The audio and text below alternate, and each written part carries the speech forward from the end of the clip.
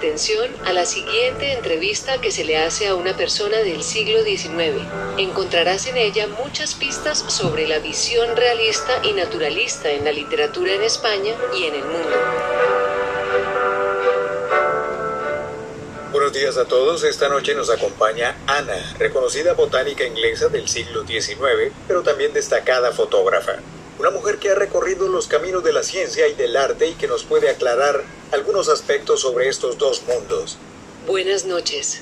Algunas personas podrían pensar que el arte y la ciencia van siempre por caminos diferentes. El arte suele entenderse como la expresión individual de los sentimientos y emociones del artista, mientras que la ciencia es presentada como algo independiente de los sentimientos y opiniones de los filósofos y los científicos, como si la regularidad y posibilidad de comprobación que nos ofrece el método científico garantizara la objetividad de la ciencia. Pero ¿podríamos afirmar que la ciencia busca ser más objetiva e imparcial que el arte?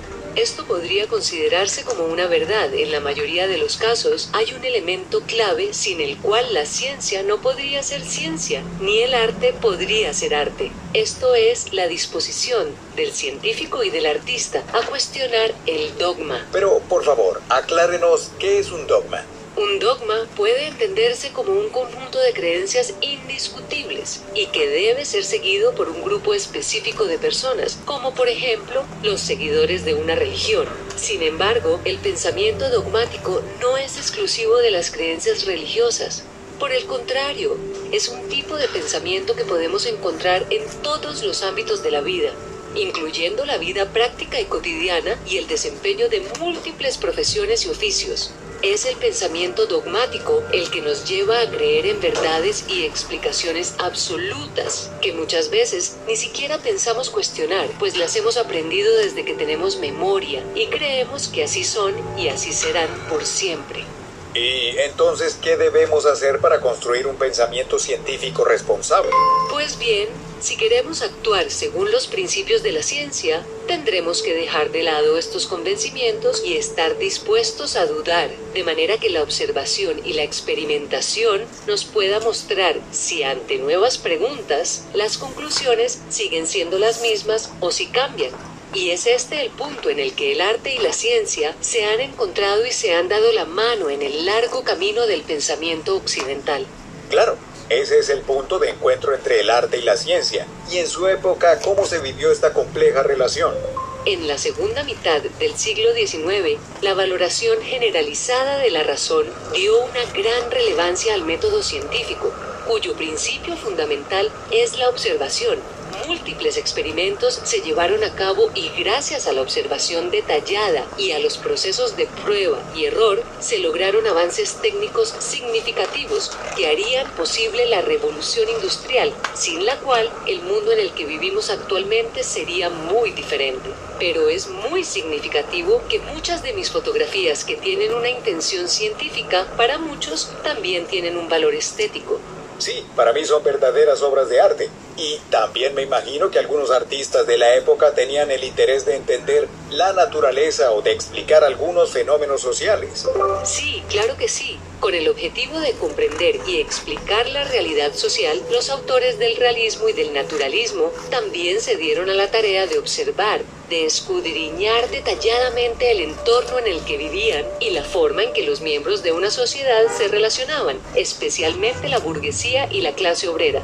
En lugares como España, que en ese momento vivía situaciones muy precarias a causa de las guerras y las dificultades económicas, esta observación de la sociedad tuvo como resultado obras literarias en las que predominaba la denuncia social y se expresaban duras críticas al pensamiento tradicional y al espíritu nacionalista que había prevalecido durante los años anteriores.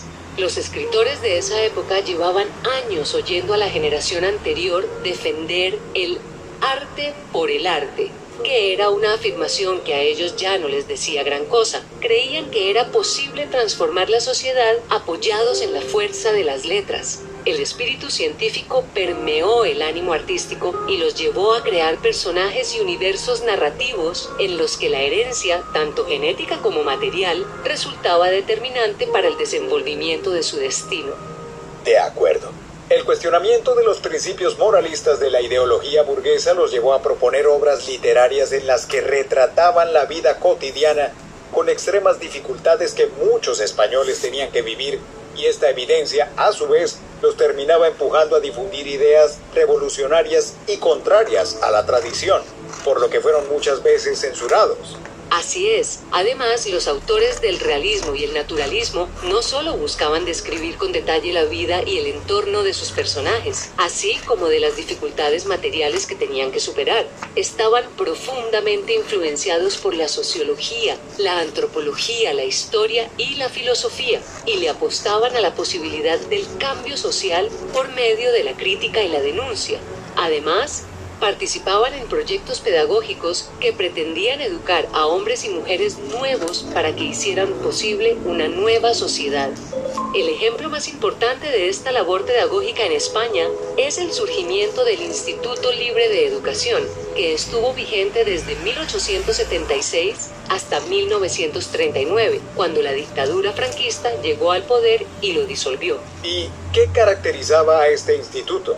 Entre los principios pedagógicos del instituto estaban la formación del carácter, que incluía no solo la instrucción académica, sino también la educación física, artística y moral de los estudiantes, y el objetivo de formar personas que fueran capaces de gobernar su propia vida, siguiendo el dictado de su vocación y sus capacidades individuales, en favor de la construcción de una sociedad tolerante y pacífica.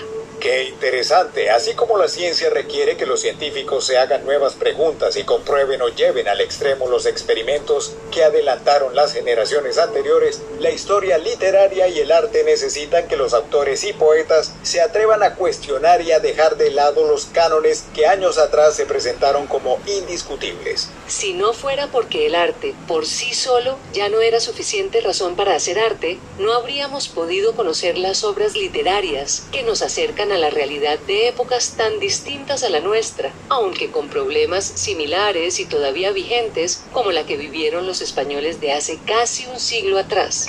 Así es, querida Ana, ha sido un placer tenerla en nuestro programa y esperamos volver a encontrarnos con usted muy pronto. Gracias a ustedes por la invitación.